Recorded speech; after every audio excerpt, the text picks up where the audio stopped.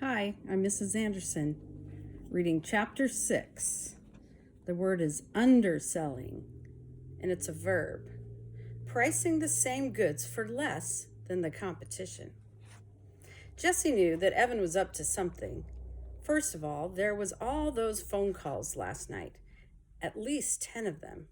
Then he came knocking on her door this morning, asking if he could have their pieces of foam core that she had leaning against her bedroom wall. No way, she answered. That's for my Labor Day display. Oh, give it up. Today's Thursday. The contest is on Monday, and you don't even have an idea yet, Evan said. I do too have an idea. I'm just not telling you. Jessie still didn't have a clue about her Labor Day project, but she wasn't going to give Evan the satisfaction of knowing that. Then how come you haven't done anything? Evan said, pointing at the blank foam core and the bags of untouched art supplies. You're supposed to have pictures and typed up information and a big title. It's supposed to be like a school report. Jessie scrunched her eyes, pursed her lips in a "you're such an idiot" look. Don't worry. It's going to be great, and it's going to win first prize. And anyway, Mom bought all those supplies for me, and I'm not going to give anything to you. Jessie heard Evan mutter, "Miser," just as she slammed the door in his face.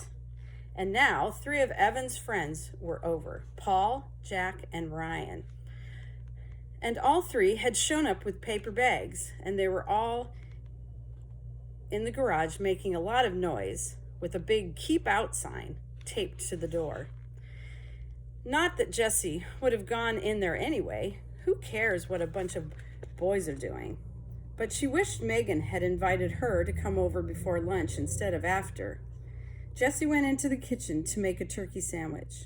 The boys had left a slimy mess of peanut butter, Doritos, and yes, sticky puddles of lemonade mix. Jessie quickly looked in the trash can under the kitchen sink. There were 12 empty cans of frozen lemonade mix. 12! That was 96 cups worth of lemonade. 96 possible sales. Holy cow! Where had Evan gotten the lemonade? He hadn't gone to the store, and he didn't have any money anyway. Then Jessie remembered the paper bags that Paul, Ryan, and Jack had carried in. She bet the boys had all raided the freezers and brought over a stash. That didn't seem fair. She and Megan had to buy their lemonade today using the money they made yesterday. How were they going to stay ahead of the game if the boys had free lemonade to sell? Think, Jessie, think, she whispered to herself. She couldn't let those boys win. By the time she finished her lunch and cleaned up her mess, she wasn't going to lift a finger to clean up the boys' mess.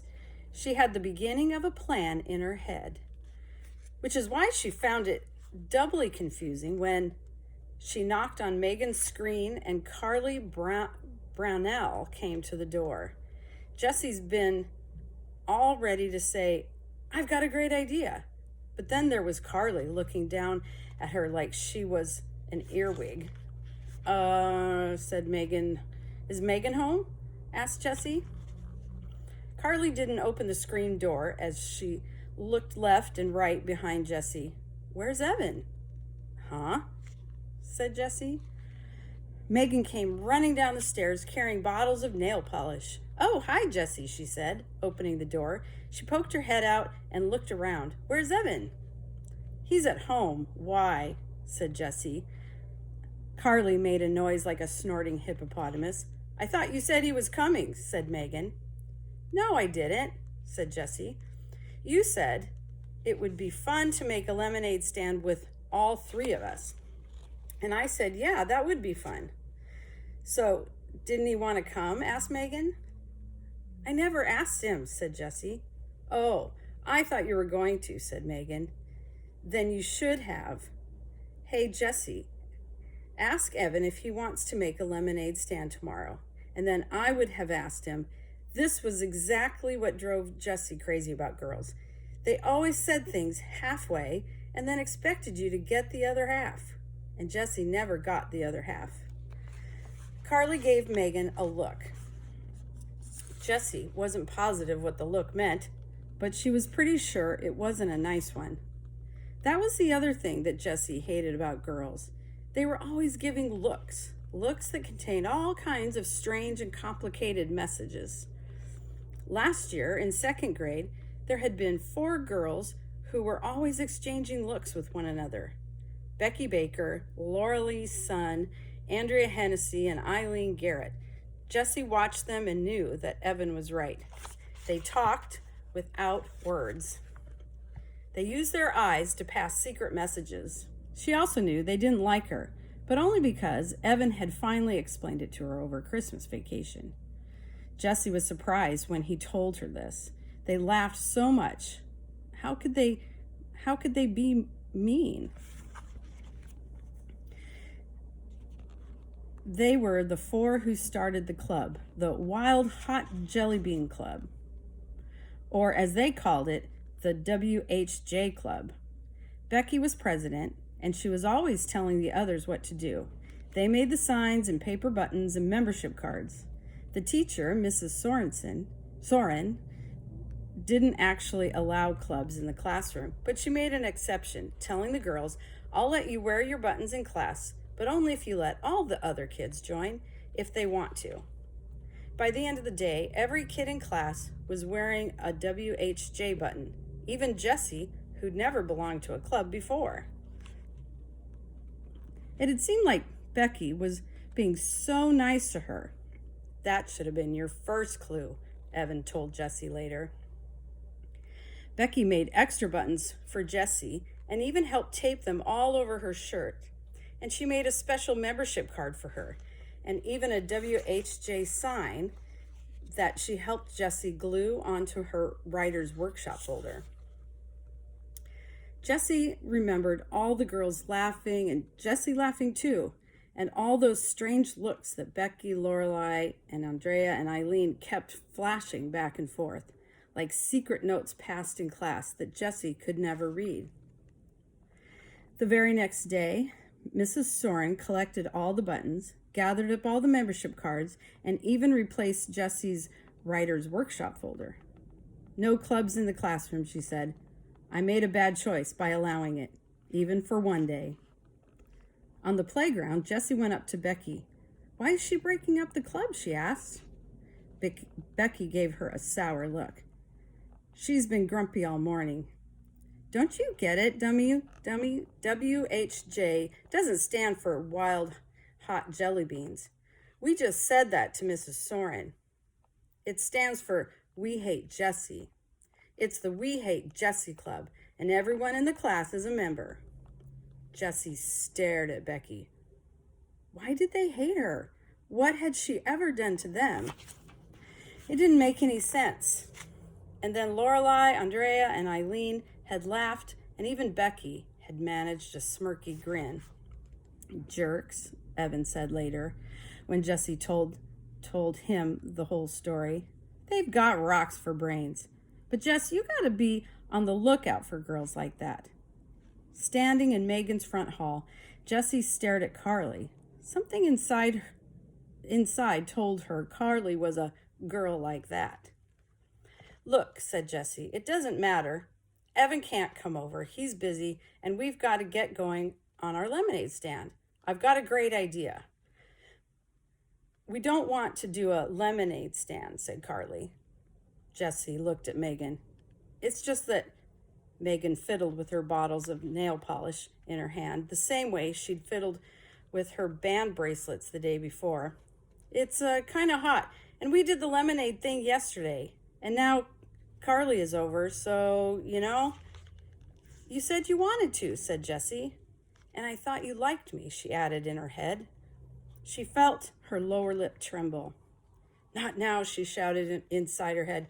"Don't be a big baby." Megan stood there, saying nothing, fiddling with the bottles. Then she turned to Carly. Come on, Carly, it'll be fun. We made a ton of money yesterday, and it was really fun." Carly crossed her arms, tightened her lips, raised one eyebrow. It was amazing how high she could raise that eyebrow. Jessie had never seen an eyebrow go that high. "Oh, come on, Carly," Megan said again. Carly didn't move a muscle. "Well, then I guess," Megan's voice trailed off. She clicked one bottle of nail polish against another so that made a tapping sound that filled the long silence. "I guess me and Jessie will do the lemonade stand alone then."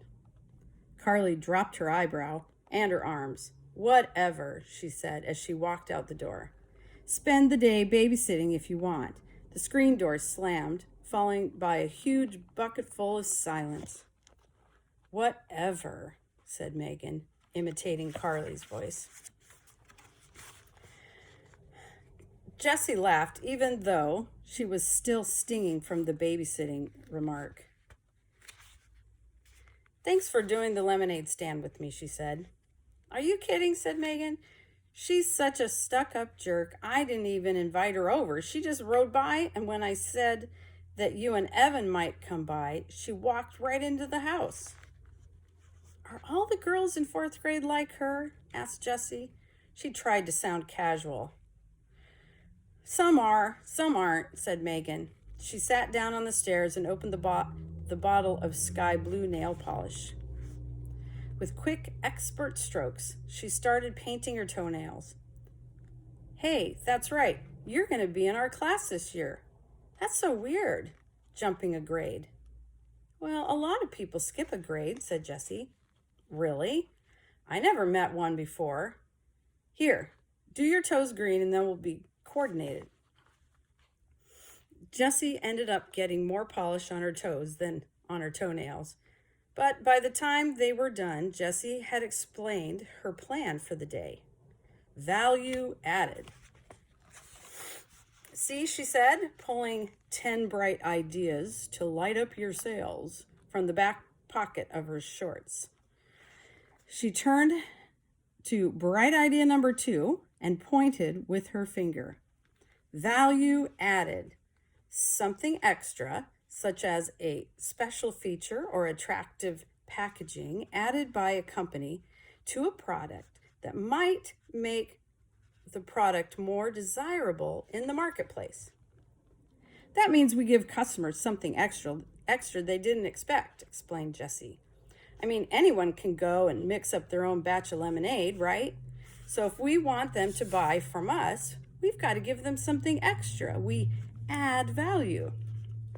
"Great," said Megan. "What are we going to add?" Well, how about chips? Maybe pretzels? Everyone likes chips and pretzels. We'll have just a bowl on the table, and anyone who buys lemonade can have some free snacks. So we're adding value. Snacks. "Yeah, except," Jessie had stayed up late last night reading her mother's booklet. "You know what we're really adding? Fun. That's the one thing people can't get all by themselves. It looks like we're selling lemonade and snacks, but we're really selling fun. And everyone wants fun." "Wow," said Megan. "That's really smart. It'll be like a party. Who doesn't like a party?" Jessie nodded her head. She carefully tore out the definition of value added from the booklet and put it in her lockbox. Her mother always said some ideas are like money in the bank. An hour later, they were all set up. The lemonade stand was newly decorated with streamers and balloons. 3 bowls of snacks, Cheetos, potato chips, and pretzels, were set on top.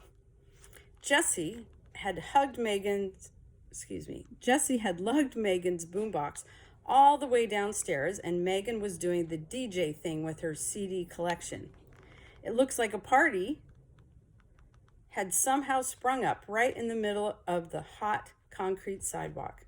To anyone passing by, the lemonade stand shouted out, "Come over here. This is where the fun is."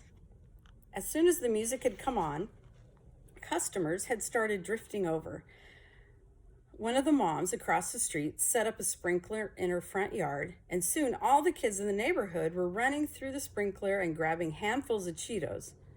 2 women walking their dogs stopped for a nibble, and ended up staying an hour. And 3 or 4 of the neighborhood mothers set up lawn chairs nearby and talked and ate pretzels while their kids ran through the water. But Jessie noticed a funny thing. Even though there was an endless buzz of activity around the stand and the chips were flying out of the bowls faster than Megan could restock them, they weren't selling much lemonade. "Hey, Jordan," said Jessie, as a 4-year-old boy ran by in a bathing suit. "Don't you want a cup of lemonade?" Jordan dive-bombed the pretzel bowl and came up with a fistful. "Oh, I had too much already. 4 glasses." And off he ran. "4 glasses," said Jessie to Megan. "He didn't buy any." "Mrs. Duran, don't you want a cup of lemonade?" "Sorry, Jessie, I have to pass," said Mrs. Duran. "I had 2 already, and I'm trying to cut down on sugary drinks." "Where's everybody drinking so much lemonade?" wondered Jessie. She looked down the road. "Oh, wait a minute." "Megan, hold down the fort," said Jessie. "I'll be right back." "Sure thing," said Megan, dancing to the music. This lemonade stand was the greatest idea. It's like a birthday for the whole neighborhood. Jessie headed down the road. As she rounded the bend, she prepared for the worst. Evan's lemonade stand crowded with customers. But there was nothing. Absolutely nothing. The corner was deserted. She crossed the street and went into the garage. There was the cooler, dirty and empty. And there were the stacked plastic chairs, 4 of them this time. And there was, wait a minute, those were new signs. Jessie pulled out 3 large pieces of foam core. On the back of each one was part of the penguin project Evan had done last year in 3rd grade. On the front were big letters. The first one said, "Slow down, cheapest lemonade in town ahead." The second one said, "Yesterday's prices, today's lemonade." And the third sign says, "You won't believe your eyes, icy cold lemonade, just 10 cents a cup." Jessie couldn't believe her eyes. 10 cents a cup? That's crazy. Even if they sold all 96 cups, they'd only make $9.60. And split that 4 ways, that was just $2.40 for each boy. Evan was never going to earn $100 with that kind of profit. Jessie went down into the basement. Evan and Paul were playing air hockey. Whoosh! The puck flew into Evan's goal, and Paul threw his arms into the air in a victory V. "Oh, snap," said Evan. "You're winning." "Winning? Winning? Are you kidding?" said Paul. Then he dropped his voice to a gravelly growl and said, "I don't play to win. I play to pulverize." Just like the muscle guy actor in Agent Down, the movie that all the boys were talking about. Paul was even flexing his muscles like that actor, except that Paul didn't have any muscles. At least none that Jessie could see. When Paul saw Jessie, he dropped his arms. "Hey," he said. Paul was Jessie's favorite of Evan's friends. He always joked around with her, but in a nice way, and he never minded when Evan invited her to come along with them. "Hey," said Jessie, "what's up?" Evan turned off the air hockey table. "Nothing," he said. We were just going out." Paul dropped his hockey paddle onto the table and followed Evan into the garage. Jessie trailed behind him. "Where are you going?" she asked.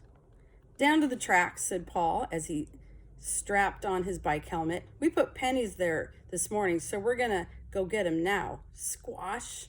You wanna..." "Yo!" shouted Evan. My bee," muttered Paul. "So, see ya," he said to Jessie. Jessie hated this feeling of being shut out, like she wasn't wanted. Evan had never made her feel that way before, even when sometimes he did want to just be with his friends. He'd always say things like, "Jess, we're going to go shoot hoops, just the 2 of us, but when we get back, we'll play Spud with you." So that she knew that he still liked her, even when she wasn't being invited along. But this was like he hated her, like he never wanted to play with her again. And Paul was going right along with it. Jessie scowled. "So you really cleaned up today at the lemonade stand, huh?" she said. "Yep, we sold out," said Evan. "So what did you make, like $3?" she asked. "Actually, we made a ton." "What was it, Paul? 45 bucks?" "Oh, 45 bucks," said Paul. Jessie's mouth went slack. $45? There's no way, she said. Not at 10 cents a cup. "Oh, just the little kids paid that," said Evan. "The grown-ups all gave us way more." "That's too cheap," they said. "Oh, it's such a hot day and you're working so hard. Here, take $1. Keep the change." It was crazy. "Unreal," said Paul. "They kept pushing all this money at us because they thought we were so sweet and we were selling lemonade for a dime. We made a killing." Bright idea number 5. Jessie remembered it immediately. "That's called goodwill," she said. She said slowly, picturing the exact page from her mother's booklet with the definition on it. Goodwill, an intangible but recognized asset that results from making or selling good products, having good relationships with your customers and suppliers, and being well regarded in the community. It's when you do something nice in business and it ends up paying you back with money. She sighed. Ugh. Why hadn't she thought of that? She would be sure to tear out that definition and put it in her lockbox when she got back to the lemonade stand. "Well, whatever, we cleaned up," said Evan. Even so, said Jessie, trying to find some way to prove that Evan had not had a good day selling lemonade. "You had 4 people working the stand, so if you split $45 4 ways, that's only $11.25 each, which is still way more than I'm going to make today," she thought, since the whole neighborhood was already filled up on cheap lemonade. "Oh, we're not splitting it," said Evan. The guy said I could keep it all." "Right," said Paul. "All for a good cause." "That's not fair," said Jessie. "Sure it is," said Evan, and he got on his bike and he pushed off. "In case you didn't know, that's what it's like to have friends." Evan crossed the street. "Ouch," said Paul. "TTFN, Jess." He followed Evan. Jessie was left standing alone in the driveway.